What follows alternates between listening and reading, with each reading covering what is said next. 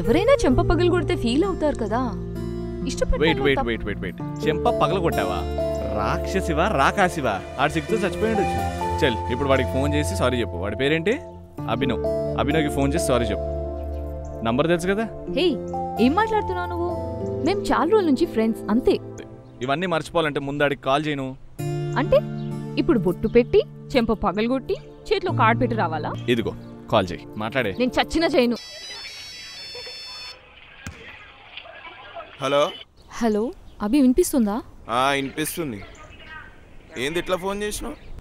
ఏం లేదు, నీకో విషయం చెప్పాలి. ఏందది? ఐ లవ్ యూ చెప్తావా ఏంది? చిచి, అది కాదు. చీచీ కాదేంటే? అసలు ఎందుకు చేసావా నువ్వు ఫోను? ప్లీజ్, నేను చెప్పేది ఒకసారి విను.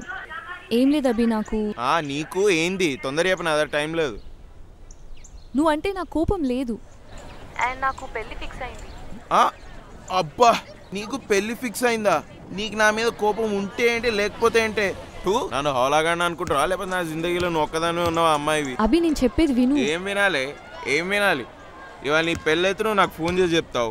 నేను నీ దగ్గరకు వచ్చినప్పుడు నువ్వు నన్ను చీతు అంటావు. ఇప్పుడు ఏం తెలియనట్టు ఫోన్ చేస్తున్నావు? నీ హౌలా ముఖం, నువ్వు చల్ పెట్టే ఫోన్.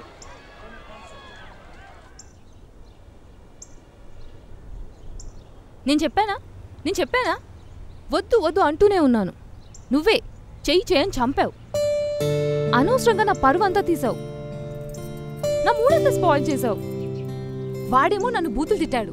ఛా, నా బుద్ధి తక్కువ కాకపోతే ఏదో ఘనకార్యం చేద్దామని ఇంట్లోంచి వచ్చాను. ఇంకొన్ని రోజుల్లో మన పెళ్లి, మన ఇద్దరి గురించే ఆలోచిద్దాం. వేరే వాళ్ళ గురించి మనకెందుకు? సరే గాని ఆ ఊగడం ఏంటి, కోపంలో వాగడం ఏంటి?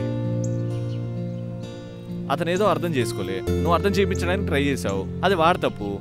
మ్యాటర్ క్లియర్ అయింది కదా, పాజిటివ్గా ఉండు. చూసావా, మళ్ళీ ఫోన్ చేస్తున్నాడు. నేను ఎత్తను బాబోయ్, నువ్వే మాట్లాడు. హలో, నేనే. సారీ, ఏం లేదు. ఇంతకుముందు ఏదో బీపీ రేజ్ అయ్యి అలా మాట్లాడాను.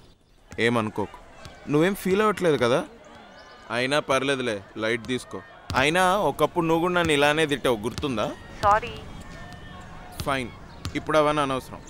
పంపించు, వెడ్డింగ్ కార్డ్ పంపించు, వస్తా. నాన్ వెజ్ పెడుతున్నావు కదా? ఓకే.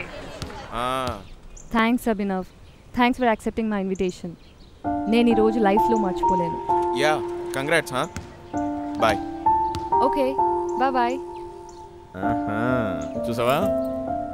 సో పెళ్లి తర్వాత కూడా నా సలహాలు తీసుకోవడం మర్చిపోకు.